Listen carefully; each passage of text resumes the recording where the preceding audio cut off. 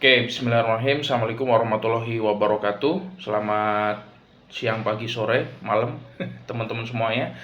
Ya, saya bikin video ini dalam rangka untuk membantah salah satu bantahan dari penggemarnya Pak Guru Gembul ya. Jadi dia mengklaim bahwa Ustadz Nurdin itu kalah telak ya, dan memberikan beberapa argumentasi logis gitu ya.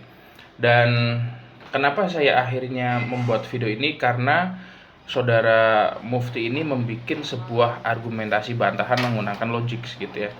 Jadi menarik untuk menjadi sebuah diskusi lebih lanjut kayak gitu. Nah, pertanyaan adalah, benarkah Ustadz Nurdin itu kalah telak? Kan gitu ya. Itu klaim dia tuh, karena dia mengklaim bahwa Ustadz Nurdin kalah telak kayak gitu ya. Menang kalah sebuah debat ya, kita mesti tahu dulu nih ya, bahwa debat adalah tentang mencari kebenaran ya.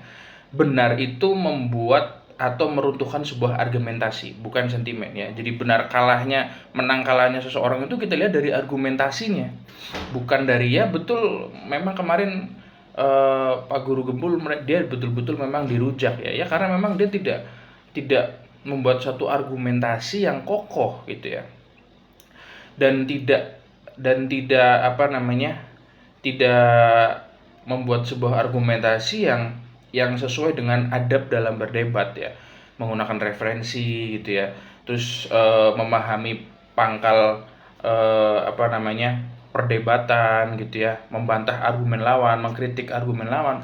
Pak Guru Gembul kemarin tidak seperti itu ya, padahal debat itu ada adabnya ya. Makanya kalau orang berdebat tanpa adab, dia akan terjatuh pada debat kusir. Ada tata caranya, adab itu tata cara ya teman-teman ya, kayak gitu, yaitu dengan menyajikan argumentasi baik rasional ya maupun dari referensi kayak gitu. Ya kita tahu kemarin Pak Guru Gembul sama sekali tidak menyajikan referensi.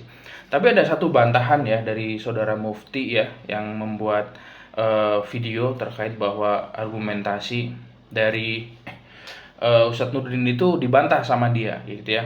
Dan saya coba cerna tuh ya argumentasinya.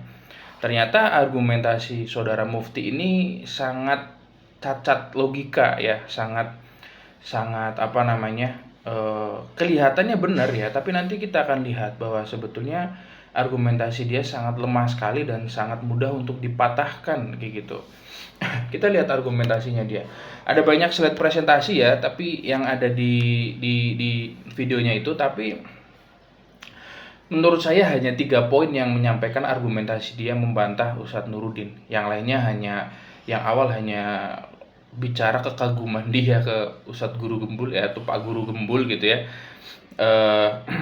Yang lain hanya apa namanya, kayak semacam nasihat gitu ya untuk Ustadz Nurdin ya. Itu sangat berlebihan sekali ya. Dia sangat mendewakan Pak Guru Gembul sampai menyebut Pak Guru Gembul wali gitu ya. Wah, ini klaim yang luar biasa sekali. Saya nggak ngerti, dia melihat argumentasinya, dia sebetulnya cukup punya logik untuk berpikir gitu ya. Tapi sampai menyebut Pak Guru Gembul wali itu kayaknya dia, saya ada potensi ini ya, mungkin masih saudara sama Pak Guru Gembul atau nggak ngerti ya, atau ada politik money di belakangnya gitu ya. Tapi sudahlah, itu hanya asumsi saja, memang belum terbukti ya. Baik, kita lihat pembuktian dan juga asumsi ya. Jadi saudara Mufti ini dia membedakan antara asumsi dan juga pembuktian ya gitu ya. Jadi kalau asumsi itu hanya bersifat logika saja. Kalau seseorang berargumentasi hanya dengan logika saja, kata dia di video, 1000 logika pun ya, tanpa bukti yang dirasakan di dalam ruang dan waktu, kata dia, itu tidak tidak sah katanya. Hanya asumsi gitu ya. Artinya tidak ilmiah kalau asumsi itu kan. Nah, ini ya, saudara Mufti sadar nggak ya bahwa dia sendiri membantah Ustadz Nurdin ya dengan argumentasi hukum kausalitas Ustadz Nurdin itu di belakang menggunakan rasional. Oke, katakanlah ya, definisi yang dia pakai ini membedakan antara asumsi dan juga pembuktian. Itu kita ambil, kita pegang nih ya. Pendapat ngaco ini kita pegang misalkan. gitu ya. Apa yang konsekuensi logisnya? Konsekuensi logis yang pertama, iya, Ustadz Nuruddin pendapatnya runtuh gitu ya. Karena Ustadz Nuruddin menggunakan logika rasional untuk membuktikan eksistensi Tuhan. Tapi yang runtuh juga adalah pendapat dia. Pendapatnya Saudara Mukti ini juga runtuh. Kenapa? Karena dia di belakang, nanti saya perlihatkan, dia menggunakan silogisme dan juga membantah logika kausalitas Ustadz Nuruddin. Sebetulnya dia nggak membantah juga sebetulnya. Dia hanya menunjukkan konsekuensinya. Yang konsekuensinya itu sangat mudah dibantah juga, kayak gitu ya. Itu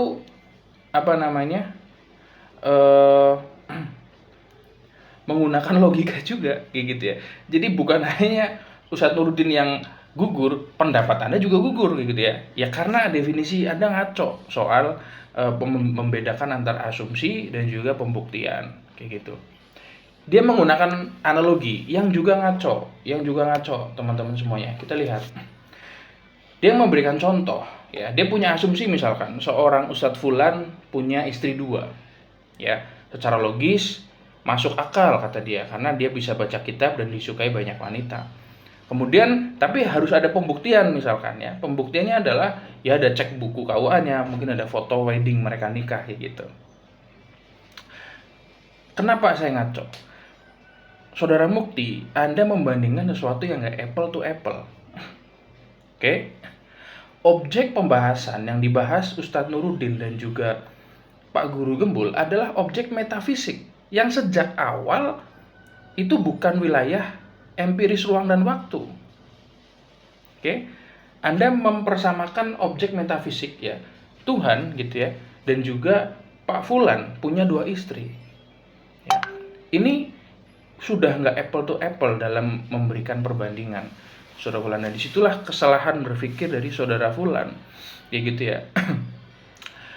Kalau objeknya adalah non metafisik ya, misalkan alam semesta ini ya, atau hal yang bisa dipanca indera, maka silahkan metodologi ilmiah empiris boleh meminta bukti ya, boleh meminta bukti panca indera ya.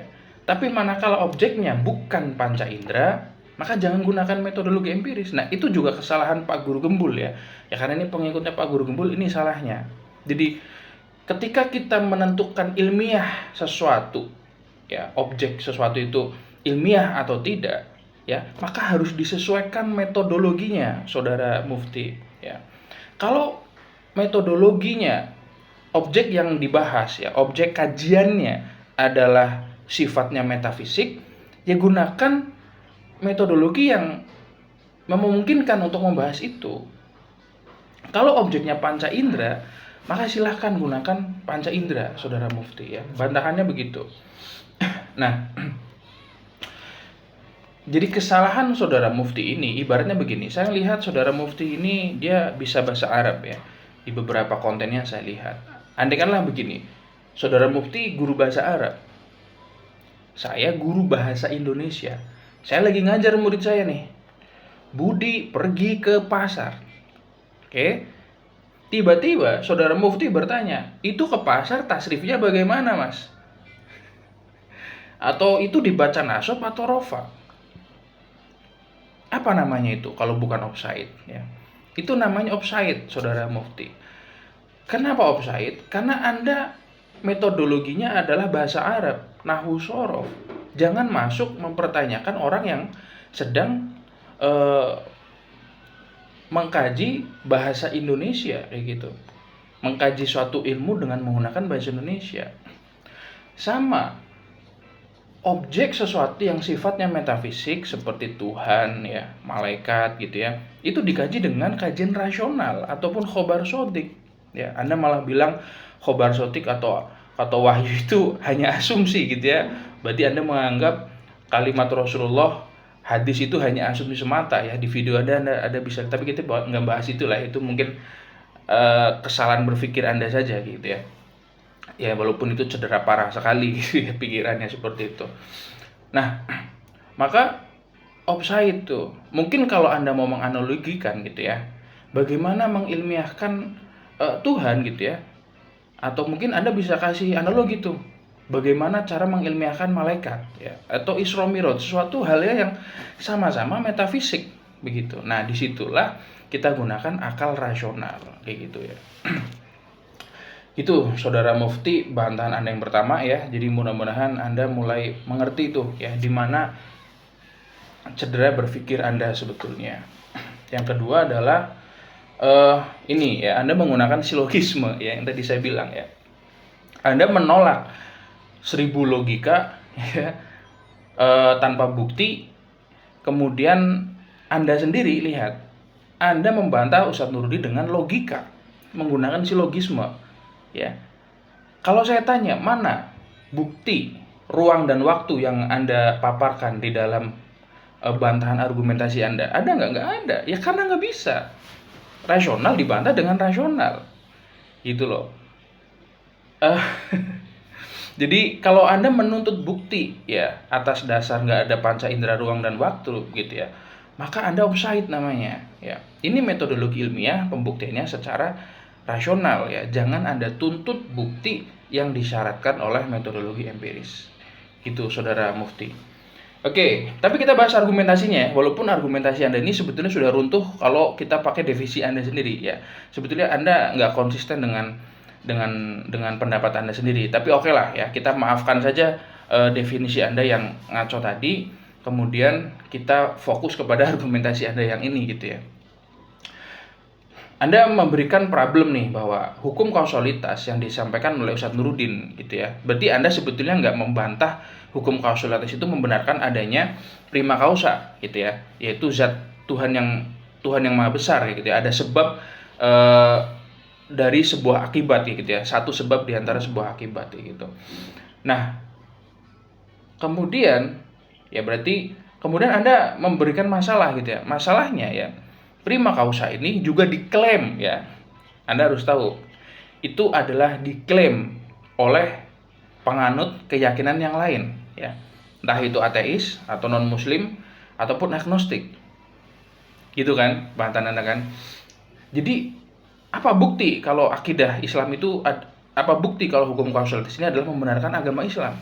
Oke. Memang Ustadz Nuruddin kemarin nggak membahas itu, ya karena guru gembul nggak membantah dengan argumentasi Anda ini gitu ya. Kalau argumentasi Anda ini ya Anda kasih ke Pak Guru Gembul kemarin ya pasti Ustadz Nuruddin akan membantah juga ya. Tapi karena bahasan ini dibantah di luar diskusi, saya pikir ya harus dibantah juga karena ini perlu untuk dibantah. Sayangnya ya ketika kita mau bantah dan argumentasi Anda kurang ya menunjukkan harusnya apa klaim ketuhanan atas mereka gitu ya. Tapi kita pasti secara ini ngerti lah ya apa saja mungkin klaim mereka gitu ya. Dan apakah rasional pendapat mereka itu di luar Islam ya, di luar Islam Saudara Mufti. Nah, ini yang perlu dibuktikan kayak gitu. Boleh mereka mengklaim prima causa juga di keyakinan kita ada ya, itu berarti Tuhan kita kan gitu ya. Atau mungkin Anda bilang di ateis misalkan itu selfish gene misalkan ya, prima causa itu ya selfish gene gitu ya. Buktinya apa kayak gitu kan, buktinya apa kan gitu ya. Sebab kita sebagai umat muslim punya klaim bahwa rasional itu Tuhan satu ya, hanya agamanya cuma satu gitu loh. Lah kenapa bila semua agama benar selain Islam itu benar ya, maka Tuhan banyak dong. Lihat Saudara Mufti ya, bila semua agama benar maka Tuhan itu banyak. Kenapa? Karena setiap agama ya, setiap keyakinan punya konsep ketuhanan yang berbeda-beda dan bahkan kontradiktif. Ya, di Islam kita yakin Tuhan itu Maha Esa, satu ya. Di lain keyakinan kita tahu ada yang namanya Trinitas, tiga ya. Bagaimana mungkin kita bilang Tuhan itu satu sekaligus tiga ya. Bagaimana mungkin kita bilang Bapak Fulan gendut sekaligus kurus? Gak mungkin, ini kontradiktif. Pasti Anda tahu lah Saudara Mufti ya, kaidah kontradiktif, bahwa segala sesuatu yang kontradiktif harus benar salah satunya. Karena kontradiktif, nggak mungkin salah satu benar dua-duanya, pasti salah satu benar. Jika yang satu gemuk, yang satu kurus, maka yang mana nih? Ya, jika Pak Fulan gemuk sekaligus kurus, itu tidak mungkin, maka salah satu harus benar. Sama kayak konsep ketuhanan kita dengan agama lain gitu ya. Kita berbeda-beda, pasti ada satu yang benar. Mana yang benar? Ya mana agama yang bisa membuktikan bahwa Tuhan yang mengurus agama mereka yang diutus oleh Tuhan. Nabi mereka siapa? Benarkah nabi mereka terbukti diutus oleh Tuhan langsung, oleh prima causa tadi? Gitu ya. Kitab suci misalkan, kitab suci mana yang terbukti bahwa itu adalah betul-betul dari prima causa? Ya, kita nggak usah ngomong lagi kalau gitu kan, sudah banyak buktinya ya.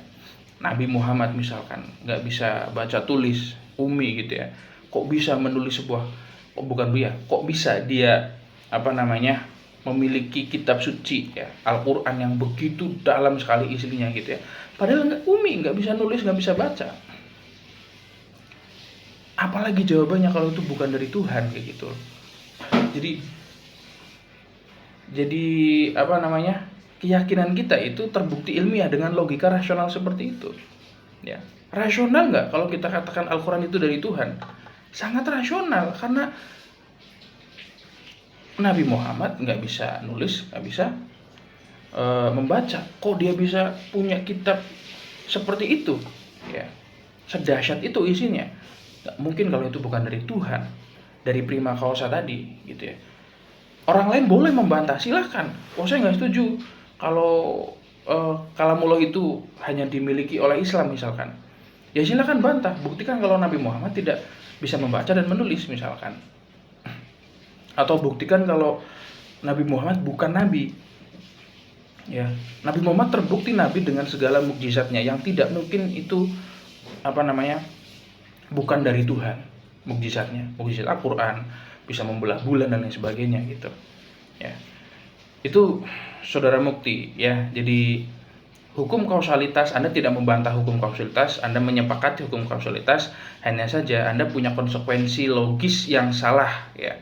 Saudara mukti, konsekuensi logisnya Anda berpikir bahwa hukum kausalitas membenarkan semua agama. Tunggu dulu, klaim agama lain apa? Harus dibuktikan dulu. Kan gitu ya. Nah, yang terbukti benar ya secara rasional ya kita yakini adalah agama Islam kayak gitu ya, dengan nabinya Muhammad terbukti bahwa dia betul-betul utusan Tuhan gitu ya.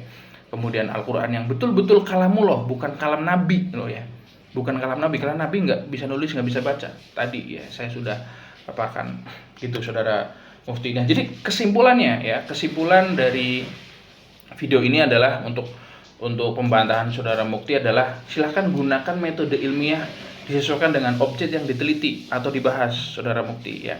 Metode ilmiah kita yakini ada 3 ya, empiris, rasional, dan juga khobar sodik ya. Itu dulu tuh Anda endapkan dulu tuh, jangan dulu bantah, silahkan dipelajari dulu saudara mufti. Kemudian argumentasi saudara mufti tidak apple to apple dan terdapat kontradiktif di dalamnya ya. Tadi Anda membandingkan objek yang sifatnya metafisik ya, Tuhan, kemudian Anda bandingkan dengan Bapak Fulan yang diasumsikan punya istri 2 gitu ya. Itu sangat tidak apple to apple.